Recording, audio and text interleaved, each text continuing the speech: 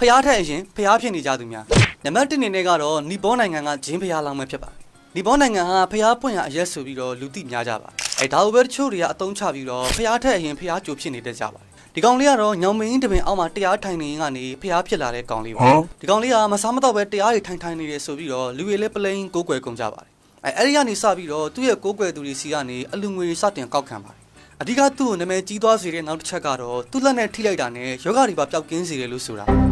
အဲ့ဒီနောက်ပိုင်းမှာကိုးကွယ်သူတွေများတဲ့များလာပြီးတော့သူလည်းပဲတော်ရုံလူတွေဆိုရင်လုံးဝအတွေ့မခံတော့ပါဘူးတချို့ကလည်းသူ့ကိုဖျားလောင်းနေဗုဒ္ဓဝင်စားတယ်ဆိုပြီးတော့ထင်ကြီးတွေပေးလာကြပါတယ်တကယ်တော့ဒီကောင်လေးကဗုဒ္ဓလည်းမဟုတ်တယ်လို့ဖျားလောင်းလည်းမဟုတ်ပါဘူးဒီတိုင်းလှုပ်ရှားနေတဲ့လူတစုတွေကပဲဖြစ်ပါတယ်မစားမတော့ပဲတရားထိုင်နေဆိုတာလည်းလုံးဝမဟုတ်ပါဘူးလူအတွေ့မခံတဲ့အချိန်ဒီမှာသဘိုးနဲ့အောင်စားနေရလို့သိရပါတယ်ဒီထက်ဆိုတာတခုကတော့သူ့အနီးကလာဖူးမြော်တဲ့သူတချို့ဟာထူးဆန်းစွာနဲ့ပျောက်ဆုံးကုန်ကြတာပါနောက်ပိုင်းမှာရဲတွေပါတန်တရားစဝင်လာတော့သူလည်းပဲအဲ့ဒီကနေစပြီးပျောက်ချင်းမလားပျောက်သွားခဲ့ပါတယ်ဒါပေမဲ့တိတ်မကြခင်တုန်းကပဲလိန်လယ်မှုနဲ့ဖမ်းဆီးရမိခဲ့ပြီးတော့ငွေလက်ကောက်လေးနဲ့အထက်အောင်သွားခဲ့ပြီဖြစ်ပါတယ်နံပါတ်1အနေနဲ့ကတော့ဖိုးတစ်ခေတ်ပဲဖြစ်ပါတယ်လွန်ခဲ့တဲ့2014-2015လောက်တုန်းကရှာတောင်းနာမည်ကြီးခဲ့တဲ့ဖိုးတစ်ခေတ်ကိုမှတ်မိကြအောင်မယ်လို့ထင်ပါတယ်ဖိုးတစ်ခေတ်ကတော့ဖျားလိုကိုးကွယ်ခံရတဲ့မြန်မာနိုင်ငံကတူဦးတဲ့သောပုဂ္ဂိုလ်ပဲဖြစ်ပါတယ်အချိန်တုန်းကဖိုးတစ်ခေတ်ရဲ့ fashion design ကာလာကြောင့်လူအများဝေဖန်တာကိုခံခဲ့ရပူပါတယ်ဒါပေမဲ့သူ့နယ်မှာဆိုရင်တော့ဖိုးတစ်ခေတ်ကဖျားတဆူလို့ပါအကြမ်းမြင်ရတယ်လို့လည်းနာမည်ကြီးပြီးတော့တချို့ကလည်းထွက်ရပေါက်တယ်လို့ပြောကြပါတယ်မြေမနှင်းမလို့လည်းသိရပြီးတော့ဖိုးတစ်ခေတ်မြေကြီးကိုနင်းလိုက်ရင်မိဘတောက်တယ်လို့ဆိုပါတယ်ကင်းမီနယ်ကော့ကရိတ်အတွင်းမှာပဲရွာလေးတူရွာပါတီထောင်ထားပြီးတော့အဲ့ဒီရွာကိုလည်းဖိုးတစ်ခေတ်ရွာလို့ပဲခေါ်ပါတယ်တိတ်မကြခင်တုန်းကပဲဖိုးတစ်ခေတ်စပားရိတ်သိမ်းနေတဲ့ပုံတွေနဲ့လူမြင်ကွင်းကိုပြန်ပေါ်လာခဲ့သေးပါတယ်ဒါပေမဲ့ထူးဆန်းစွာနဲ့ပဲမြေကြီးမှာမီးတောက်နေတာကိုတော့မတွေ့ခဲ့ရပါဘူး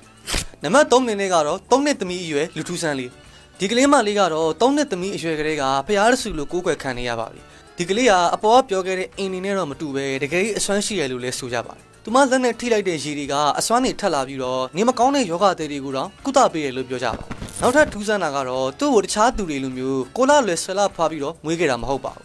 မိခင်ဖြစ်သူရဲ့ဝမ်းပိုက်ထဲမှာ3နှစ်တောင်ကိုဝင်လွယ်ခဲ့ရပြီးတော့မွေးမေးပြီးချင်း9လအတွင်းမှာပဲစကားကောင်းကောင်းပြောတတ်နေပါပြီတချို့လူတွေကလည်းဒီကလေးကိုဖျားဝင်စားတယ်လို့ယူဆနေကြပြီးတော့ဖျားเจ้าဆောင်တွေပါဆက်လုပ်ပေးခဲ့ကြပါပင်မလို့မောပန်းနေတဲ့အချိန်မှာဒီကလေးမလေးရဲ့တချင်းဆူတန်ကိုကြားလိုက်ရရင်အားရင်နဲ့ပြန်လဲပြေးဝလာတယ်လို့ဆိုကြပါတယ်ဒါပေမဲ့ခုချိန်ထိတော့ဒီကလေးမလေးကဂျင်းသားတကယ်လားဆိုတာသိချာမသိရသေးပါဘူးနံပါတ်4အနေနဲ့ကတော့9နှစ်အရွယ်နတ်ဖျားလေးဒီတစ်ခါမှလည်းဖျားဖြစ်ရှင်တဲ့သူတွေအင်မတန်ပေါ်များတဲ့နီပေါနိုင်ငံကပဲဖြစ်ပါတယ်ဒါပေမဲ့ဒီကလေးမလေးကတော့ဘုံမတိဘာမတိနဲ့ဖျားဖြစ်လာတဲ့သူလေးပါသူမကိုနတ်ဖျားတစ်ပါးဆိုပြီးတော့လူတွေကိုယ်တိုင်ကပဲခန့်အပ်ခဲ့တာဖြစ်ပါတယ်ဒီကလေးမလေးကိုနွားမတကောင်လိုမျက်တောင်လေးရှိပြီးတော့ဘဲတကောင်လိုအတန်ကြီးလင်းနေဆိုပြီးနတ်ဖျားဖြစ်ပြီးချေခဲ့တာပါဒီပေါ်မှာကွန်မရီလို့ခေါ်တဲ့ကလေးနတ်ဖျားဆိုတာရှိပါတယ်ဒီကလေးကိုတော့လေးဘတ်ထောက်အရွယ်ကလေးကကွန်မရီဖြစ်ရွေးချယ်ခဲ့တာပါထောင်နဲ့ချီတဲ့ပြည်သူတွေကနှစ်စဉ်ပွဲတော်ရက်တွေကြာရင်ဒီကလေးကိုလာရောက်ပူဇော်ကြပါဒါပေမဲ့ကလေးကဟိုလိုချဲခနန်းပေးတဲ့နတ်ဖျားမျိုးတော့မဟုတ်ပါဘူးချဲခနန်းမပေးတဲ့အပြင်လာပူဇော်တဲ့သူတွေကိုလည်းစကားတစ်လုံးမှမပြောပါဘူးအကြောင်းကတော့နတ်ဖျားဖြစ်ရွေးချယ်ခံရတဲ့သူတွေကမြေကြီးနဲ့6ထောင်နဲ့ထိခွင့်မရှိသလိုစကားလည်းလုံးဝပြောပိုင်ခွင့်မရှိလို့ပါဒါကြောင့်လာကိုးကွယ်တဲ့သူတွေအနေနဲ့ကလည်းရှစ်ခိုးုံပဲခိုးလို့ရမှာဖြစ်ပါတယ်ဒါပေမဲ့သူမရဲ့နတ်ဖျားတပ်တန်းကလည်းအပြူပေါ်ဝင်တာနဲ့ပြီးဆုံးသွားမှာဖြစ်ပါတယ်အဲ့ဒီခါကျရင်လည်းနောက်ထပ်ဖျားဖြစ်လာမဲ့ကလေးကိုထပ်ပြီးတော့ရွေးချယ်သွားအောင်ပါအကြောင်းလူချင်းမရမွေးလာကလေးကနွားမျက်လုံးနဲ့တူပြီးဘဲတံပေါက်နေတယ်ဆိုရင်တော့ဒီနိုင်ငံမှာဖျားပါဖြစ်လာနိုင်ပါတယ်အဆုံးလေးကြည့်ပေးရတဲ့အတွက်အားလုံးကိုကျေးဇူးတင်ပါတယ်